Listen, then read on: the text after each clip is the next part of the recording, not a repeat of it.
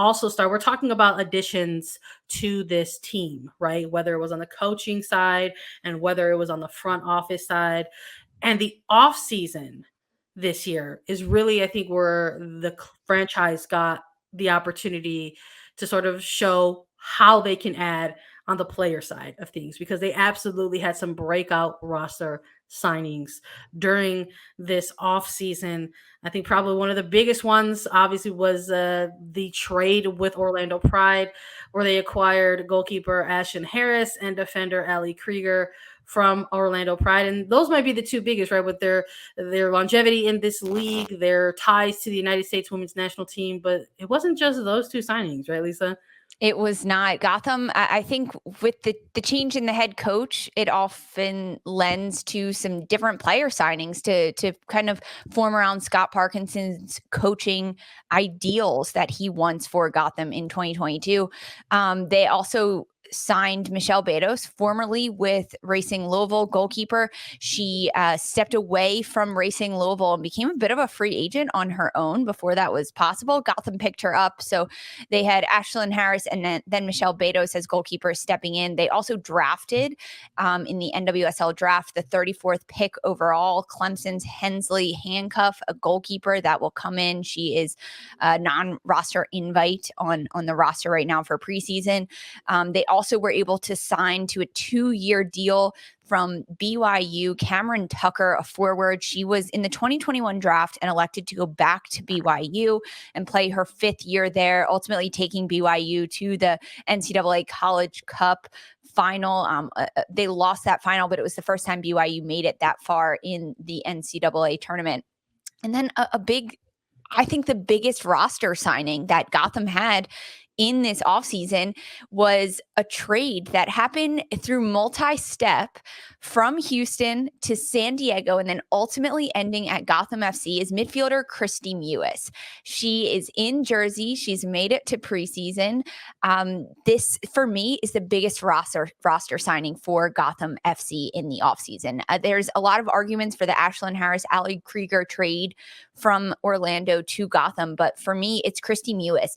Adding a midfielder in Muis to Gotham's midfield is really beneficial for Gotham as they move forward and for Scott Parkinson as he looks to kind of shape his team around Christy Muis. She's a 30-year-old. She was with Houston Dash for 5 seasons from 2017 to 2021. She's also recently worked her way back into the United States women's national team roster, right? Like she was a namestay for the United States from 2013 to 2014. Then it took a 5-year gap. In that span of years, she had an ACL tear, suffered some injuries, but 2019, she was called back into national team training. And most recently, Muis has made the She Believes Cup roster for 2022. She's a really good creative playmaker in the midfield that Gotham is really lucky to have signed in this offseason. Yeah, I'm in agreement with you. I think that we were witness to probably one of the most active transfer windows ever, I think, in NWSL history. And this is just before the historic CBA got ratified. And now there's, in the future, is going to be the concept of a free agency market that comes into play. But even within just this off season, all of the rumors that ended up coming to fruition, right? I believe the Harris and Krieger move was rumored for a little while before it actually even became official. But this move with Christy Muis, it just sort of had to happen in steps, right? From Houston to San Diego and then to Gotham. And I feel for a player like Christy Muis, it's not something that's unfamiliar for her. It's when you're looking at her tenure over the course of the NWSL, specifically kind of going from team to team at time, but really being able to eventually get into whatever market she's in and then immediately making an impact. I mean, I think that says a lot about a player. This is a player who at one point went from Boston to the Washington Spirit and then to the Chicago Red Stars for literally a week. And even within her one debut, made an impact and scored a goal in her one game before going to Houston. So I would imagine that getting this caliber of a player for a spot like Gotham, where they've already signed her, right, to a contract, and say, hey, we want you here, build with us as they enter their second official year as Gotham, right? That it's going to be a great pickup for them to sort of build with. I don't know so much around, but definitely build up with this type of player in the midfield, or possibly high up. We'll Yes. see what Parkinson has planned. Yes. And when you look at the midfielders that Gotham already has in Ali Long, McCall Zerboni, Jennifer Cujo, if you throw Christy Muis as a midfielder into that mix, she does give a different look. She's a different type of player than maybe someone like Ali Long or McCall Zerboni, who plays a little bit higher up the field. For Christy Muis, she has really good vision and creative footwork. And then imagine if Yoma Anamano and Margaret Purse up top in front of Christy Muis, and the balls that she'll be able to split through for them, the corner kicks that Muis will be able to deliver for Gotham. There's a lot of different levels to Muis's game. And although she is 30 years old, I think she's at a point in her career where she is looking to be the best she can be right now. And that means getting a little bit better. We saw the growth from Muis over the last 2 years, being called into the national team, getting a lot of different looks in Houston, 3 goals, 4 assists throughout the 2021 season, and then going over to the Olympics in Tokyo.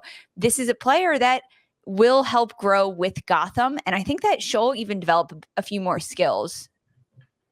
I think when it comes to breakout roster signings, I mean, if we get a lot of these types of headlines around these player acquisitions because of big losses that a club goes through. So in terms of what we can consider some of the biggest losses, perhaps if you're a fan, you're looking at, oh, this is so detrimental to our club, maybe even.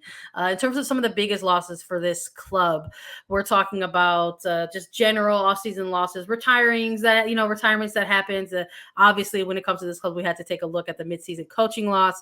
But somebody like Carly Lloyd, who ended up retiring, hanging up her cleats. But not only that, positionally, I think we have to take a look at. There was some moments there, right, where everyone was wondering, well, what is the goalkeeper position going to be looking like for Gotham FC? Because before the official announcement of the trade between Orlando and Gotham, Kalyn Sheridan was traded to San Diego Wave FC, and goalkeeper Didi Heritage was traded to Angel City FC.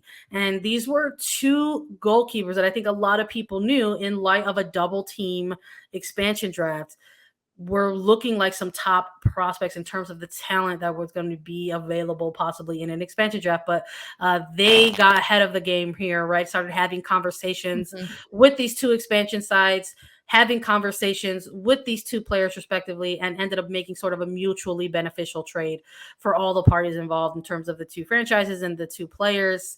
And then obviously that opened the window for Harris to come through, for Betos to come through, have some more experience on the goalkeeper side of things, which was big because, like you mentioned, Lisa, they didn't not only just lose their number 1 starter and then their backup, also starting caliber goalkeeper, but they lost goalkeeper Megan Hines, Mandy McGlynn signing over in Sweden. So there was a little bit of, it was just all chaos right during that window. People weren't too sure what things were going to look like. But outside of just the goalkeeper position, they also traded what a lot of us, I think, consider as a top prospect, right, in terms of young talent across the league. Midfielder Brianna Pinto was involved in a trade to North Carolina Courage. So alongside the retirement of somebody like a Carly Lloyd, the goalkeeper position looking a little bit different for this club, there was also what's considered maybe a young prospect heading on over to a new franchise as well. If you're looking at some of these losses, Lisa, is there anyone in particular that maybe stands out to you the most? The goalkeeper position overall, but namely Didi Heritage.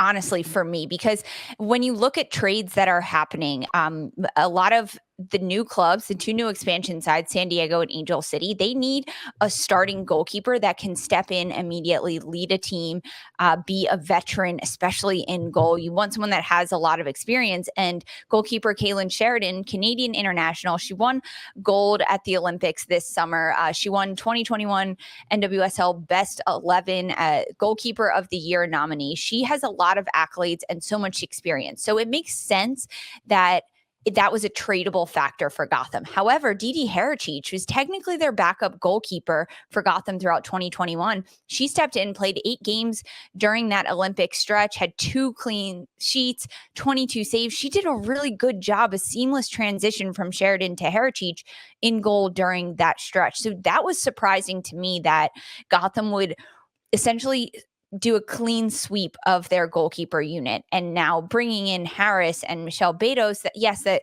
does add some more veteran experience for them. But those 2 losses of goalkeeper Sheridan and Herrera were huge for Gotham. The goalkeeper position is one that has to have a lot of trust with their defensive unit and the overall shape of the team, have a lot of communication with how the formation looks as soon as they lose the ball, so they can pinch centrally and be that defensive voice from the back of the goal. And to have a new goalkeeper in every single level, from starting to the 4th string goalkeeper, be brand new at a club, that could provide some issues for Gotham going into 2022.